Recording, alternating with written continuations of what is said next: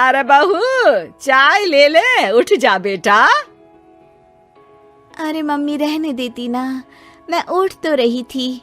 अरे कोई बात नहीं, खाने में क्या बनाना है वो बता दे। देख लो माँ, कुछ भी जो ये कहे बना लेते हैं। बेटा मैंने तो जो सब्जी थी वो काट दी है, तू बस रोटियां बना लेना। ये हर रोज सुबह का सीन था ममता के ससुराल का। एक दिन पड़ोसन कहती है, अरे बहन जी, सारा दिन काम करती रहती हो, थकती नहीं क्या आप? बहू क्या करती रहती है सारा दिन? अरे वो भी कुछ ना कुछ करती ही रहती होगी। अब इतनी भी बूढ़ी तो नहीं हूँ मैं जो बैठ जाऊं कि सामने काम पड़ा है और मैं बैठी रहूं। अरे लेकिन बहू की तो आदत खराब हो जाएगी जब सारा काम आप ही कर दोगी। अरे ठीक है ना, कम उम्र में हमारी भी शादी हुई थी। अब आजकल के पढ़ने लिखने वाले बच्चों को सारी जिम्मेदारी लेने में भी तो वक्त लगता है। बहू है तो क्या हुआ, मेरी बेटी की उम्र की ही है ना। एक उसे भी देख लो, चाय बनाने के सिवा आता ही क्या है। ममता से सारी बात करती है। हाँ मम्मी जी ही ज्यादा काम करती हैं, इसमें कोई दो राय नहीं है। लेकिन मैं भी क्या करूं, ऑफिस और घर के बीच जो वक्त मिलता है उसी में काम कर लेते हैं, है ना। दिन बीत रहे थे। सास बहू के बीच की बॉन्डिंग अच्छी थी, लेकिन जब बहू माँ बनती है तो जो थोड़ा बहुत काम किया करती थी वो भी छोड़ देती है। बहू ये ले, तेरे लिए बनाया है, इसको खाने से बच्चा और तू दोनों स्वस्थ रहेंगे। ठीक है माँ जी। माँ जी, वो बच्चे के लिए गद्दे जो सूख रहे हैं ना छत पर, जरा ले आइए ना।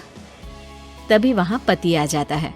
अरे माँ रुको, मैं ले आता हूँ, तुम मेरा खाना लगा दो। माँ किचन में चली जाती है। पता है, बगल वाली डॉली है ना, वो लोग हमारी साइड के हैं।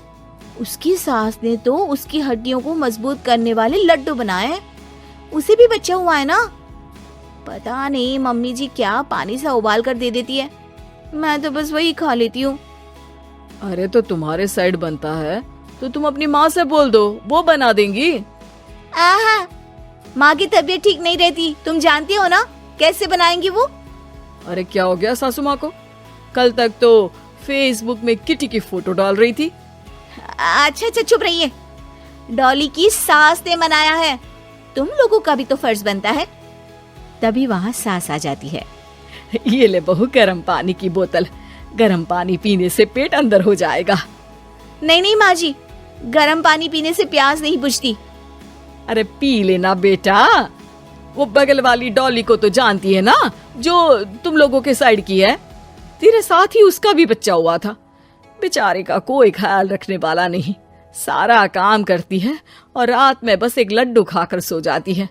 पेट तो लटक ही गया है और बच्चा तो कितना कमजोर सा है उसका। अच्छा माँ, क्या बात है, डॉली की ये हाल है?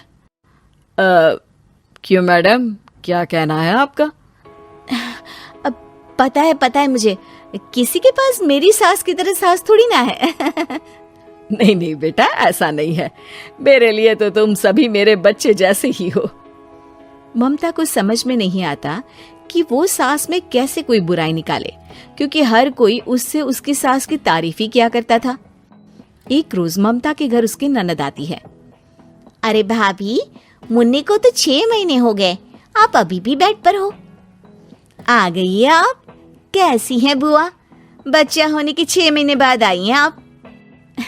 भाभी अमेरिका दूर है ना, तो वक्त लग जाता है। अब इनकी छुट्टी अभी थी तो सभी आ गए। वैसे माँ कहाँ है? थकी हारी सास बेटी को देखकर खुश हो जाती है। माँ, इस बार तेरा वीजा तैयार है, मेरे साथ चलने को तैयार रहना। हाँ बेटा, मैं तैयार हूँ। अरे ऐसे कैसे माँ, मैं कैसे मैनेज करूँगी? कैसे मतलब? जैसे मैंने किया अमेरिका में, आप इंडिया में कर लेना। वैसे आपका तो मायका भी पास ही में है ना। हाँ वो तो है, लेकिन वहाँ माँ के पास वक्त नहीं होता, ईश्वर भक्ति में उनका सारा समय चला जाता है। भाभी, बेटी परेशान हो तो माँ का ध्यान आरती में कैसे लग सकता है? समझ में ही नहीं आता। वैसे भी अब माँ को मैं अपने साथ ले जा रही हूँ। माँ को विदेश घूमने का शौक है ना। ममता मन मारकर चुप हो जाती है, लेकिन मन ही मन सोचती है कि वो कैसे सारा काम मैनेज करेगी।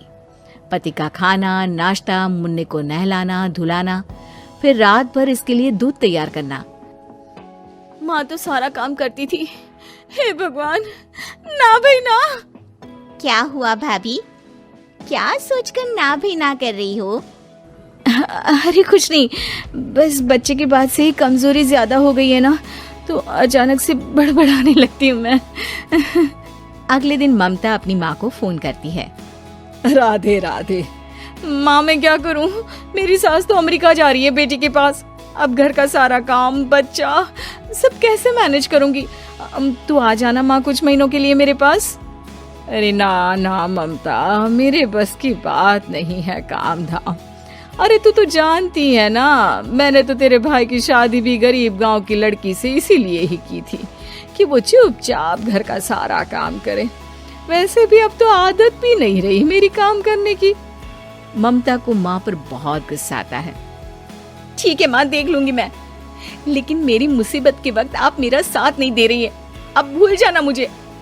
ममता गुस्से में आकर फोन रख देती है और रोने लगती है, लेकिन बेचारी करे भी तो क्या। अब सास और ननद दोनों घर का काम करते, नेहा आराम करती, लेकिन अब आराम में भी उसे चिंता रहती।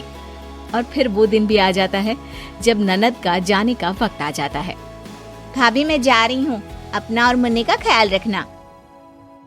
ममता सास को देखती है और गले लगकर रोने लगती है। माँ जल्दी आ जाना।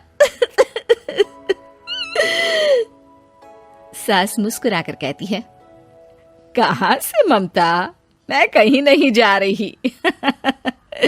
मैंने देखा कि मेरे जाने की बात से ही तू परेशान हो गई थी, इसीलिए मैंने अपना जाना कैंसिल कर दिया है। तू चिंता ना कर, मैं तेरे साथ ही रहूंगी। ममता को अपनी माँ की बात याद आती है कि कैसे उसके कहने पर भी ममता की परेशानी को समझने की बजाय उसने मना कर दिया, जबकि सास ने बिना कुछ कहे बहू की समस्या पढ़ ली। हाँ माँ, हम सब साथ चलेंगे बाद में दीदी के घर अमेरिका। आज से आप रानी बनकर रहना और मुन्ने को देखना। मैं समझ चुकी हूँ कि मेरा फर्ज क्या है।